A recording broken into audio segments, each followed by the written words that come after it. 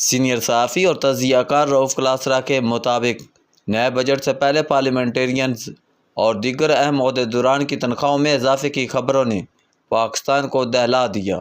یہ اضافہ اس وقت کیا جا رہا ہے جب پاکستان پر مقامی بینکوں اور بیرونی قرضوں کا بوجھ اتنا بڑھ گیا ہے کہ صرف سود کی مد میں اگلے سال 8,000 ارب روپے ادا کرنے ہیں۔ ان بے رحم سیاسی خداؤں کو احساس تک نہیں کہ لوگ کتنی مشکل سے ٹیکس دے کر ان کے الے تللے برداشت کر رہے ہیں۔ مجھے کبھی لگتا ہے کہ جو لوگ سیاستدان بننا چاہتے ہیں وہ واقعی عام انسان کے لیے دل میں درد رکھتے ہیں۔ خدا نے انہیں بہت کچھ دے رکھا ہے، اس لیے وہ چاہتے ہیں کہ اب عام انسانوں کے دکھوں کو کم کرنے میں اپنا کردار ادا کریں۔ انہیں کوئی ذاتی غرض اور لالچ نہیں، لہٰذا وہ عام لوگوں کی زندگیاں بدلنا چاہتے ہیں۔ یہ احساس میرے اندر کافی عرصے رہا، یہاں تک کہ میں نے خود 2002 میں مشرف دور کے عام انتخابات کے بعد پارلیمنٹ کی رپورٹنگ شروع کر دی۔ اس دوران دھیرے دھیرے میری آنکھوں پر بندی پٹی کھلنا شروع ہوئی۔ مجھے اندازہ ہوا یہ سماجی خدمت کرنے نہیں آئے بلکہ مزید پیسہ، طاقت اور رعب، دبدبہ، پروٹوکول اور عیاشی کے لیے سیاست کرتے ہیں۔ ان سب کا لوگوں کی فلاح و بہبود سے کچھ لینا دینا نہیں۔ محلے کی گلیوں میں صفائی یا چند اینٹیں لگوانے کا جو کام انہوں نے شروع کرایا تھا وہ محض ایک سرمایہ کاری تھی۔ یہ سود سمیت وصولی کرنی تھی۔ جو مسجد کو چندہ دیا، اپنی جیب سے غریبوں کی مدد کی، گلی وغیرہ صاف کرائی، وہ سب یہاں تک پہنچنے کے بہانے تھے۔ 1 کروڑ پتی کیوں غریبوں کی گلیاں صاف کرائے گا یا چندہ دیتا پھرے گا؟ اسے کیا پڑی ہے کہ لوگوں کی زندگیاں بھی اسی کی طرح آسودہ ہو جائیں؟ اسے عام لوگوں کی شکل میں صرف ووٹ نظر آتے ہیں جن کے کندھوں پر چڑھ کر وہ اسمبلی تک پہنچتا ہے۔ آپ کو کیا لگتا ہے یہ سب اپنی جان پر کھیل کر سیاست کر رہے ہیں؟ ان کے اندر ملک اور عوام کا بہت درد ہے۔ ہرگز نہیں، کیا انہیں نہیں پتہ کہ اس ملک کا پہلا وزیر اعظم قتل ہوا، ایک وزیر اعظم پھانسی چڑھا دیا گیا، ایک کو دہشت گرد قرار دے کر جلاوطن کر دیا گیا، ایک اور وزیر اعظم حملے میں جان سے گئی اور باقی 4-5 وزرائے اعظم نے طویل عرصہ قید کاٹی۔ آخر کیا وجہ ہے کہ اس کھیل میں قتل، گولیاں اور پھانسی لگتے دیکھ کر بھی لوگ اسے جاری رکھنا چاہتے ہیں؟ کیا بھٹو کو علم نہ تھا کہ لیاقت علی خان کے ساتھ کیا ہوا؟ یا نواز شریف کو بھٹو کے انجام کا علم نہ تھا؟ یا عمران خان کو پتہ نہ تھا کہ بھٹو نواز شریف کے ساتھ کیا ہوا؟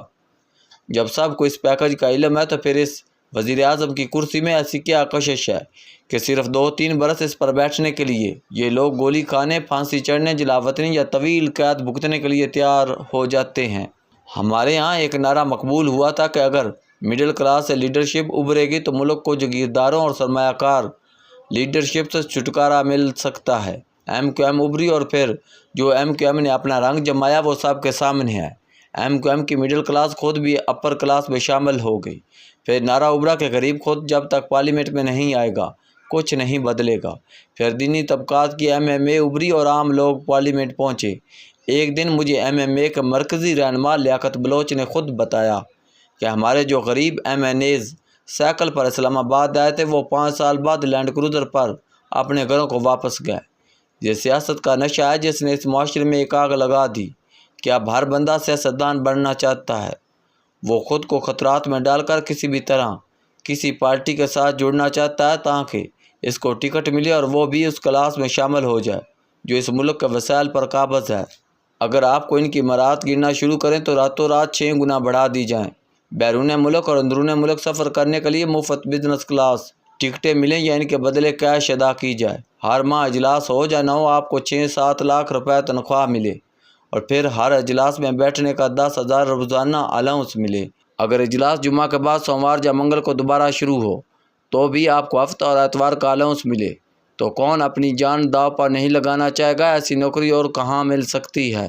بات یہی نہیں رکتی، آپ 4-5 کمیٹیوں کے ممبر بن جاتے ہیں۔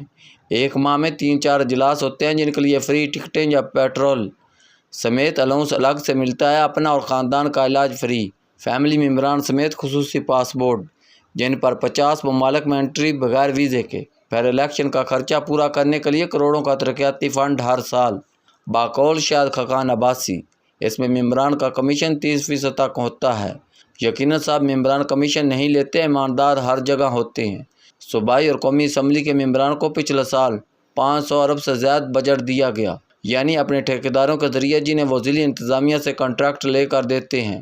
150 ارب روپے ان پارلیمنٹرینز کی اپنی جیب میں جاتے ہیں۔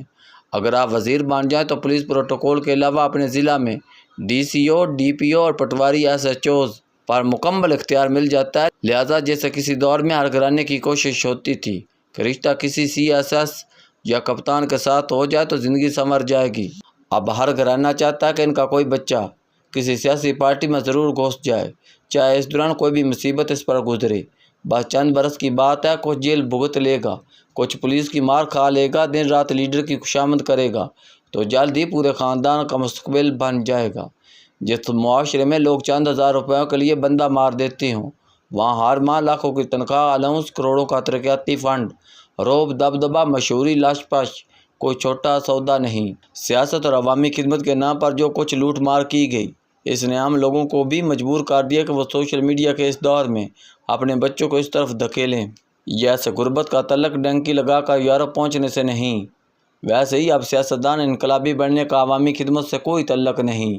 گاؤں کے نوجوان جب یورپ سے بھیجے گئے یوروز اور پاؤنڈ سے اپنے گاؤں میں برادری کی نئی نئی حویلیاں دیکھتے ہیں تو ان کے بزرگ بھی زمین بیچ کر 50 لاکھ روپے اکٹھے کر کے ایجنٹس کا ترلا منت کرتے ہیں کہ بس ہمارا بچہ کسی طرح یورپ کے سیال پر پہنچا دو، آگے ہماری قسمت۔